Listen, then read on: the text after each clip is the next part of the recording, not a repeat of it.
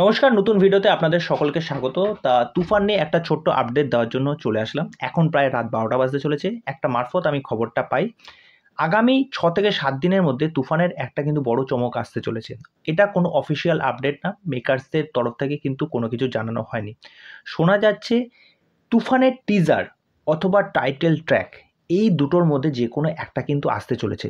দেখো, প্রথম কথা বলে রাখি যে এই বিষয়টা কতটা সত্য আমি জানি না।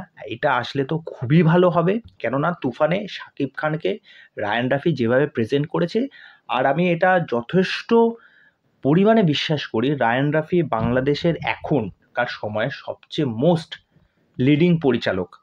তার প্রিভিয়াস কাজ, সেখানে নিশোকে যেভাবে সুরঙ্গে প্রেজেন্ট করেছে, সুরঙ্গে যখন টিজার আসলো, ট্রেলারটা আসলো, যেভাবে ওই ট্রেলারটা ডিজাইন করেছে, ট্রেলারটা যেভাবে কেটেছে, এক একটা সাউন্ড এক একটা অ্যাক্টিভিটি করছে, সেইগুলোর শব্দগুলো, তারপরে রায়ান রাফি যেভাবে নিশোকে প্রেজেন্ট করেছে, তার ক্যারেক্টারকে যেভাবে বিল্ড আপ দিয়েছে, মানে শুধু ওপার বাংলা না, এপার বাংলার প্রচুর মানুষ কিন্তু নিশোর মানে ডাই হার্ট ফ্যান। তা যাই হোক, সেখান থেকে শাকিব খানের ফ্যান কিন্তু আরও 5 থেকে 10 গুণ বেশি। সুতরাং আর যেভাবে শাকিব খানের ওই তুফানের লুকসটা এসেছিল, ভাই ওটা পুরো খতরনাক লুকস। মানে শাকিব খানের আপকামিং যে কটা কাজ আসছে, দরদেও যেই লুকসটা এসেছে আমার ততটাও পছন্দ হয়নি, কিন্তু এই যে তুফানের যে লুকসটা, সেটা মারাত্মক। আর এটা আমি প্রবলভাবে বিশ্বাস করি যে এই কাজটা কিন্তু মানে শাকিব খানের এত বছরের কেরিয়ারে যত কটা সিনেমা এসেছে সব কটাকে মানে জাস্ট ধুয়ে মুছে ধূলিসাৎ করে দেবে।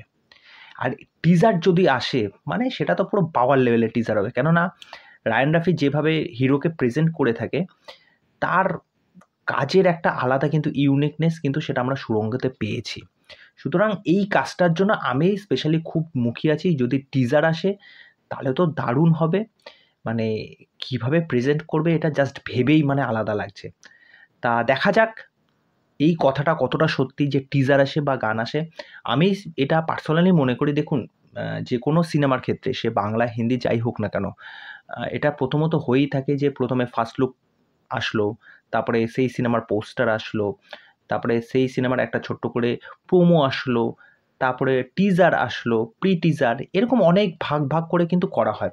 যার ফলে কি হয়, সেই সিনেমার বিল্ড আপটা আরও বেশি পরিমাণে তৈরি হয়।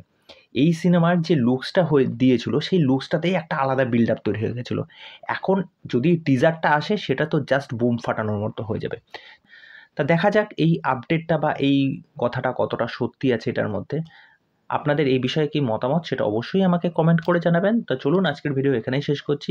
পরবর্তী আপডেট নিয়ে অবশ্যই আপনাদের কাছে আসবো। আর চ্যানেলে এসে আমার চ্যানেলটাকে সাবস্ক্রাইব করে দিয়ে এইভাবে আমার সাথে থাকবেন, পাশে থাকবেন। নমস্কার।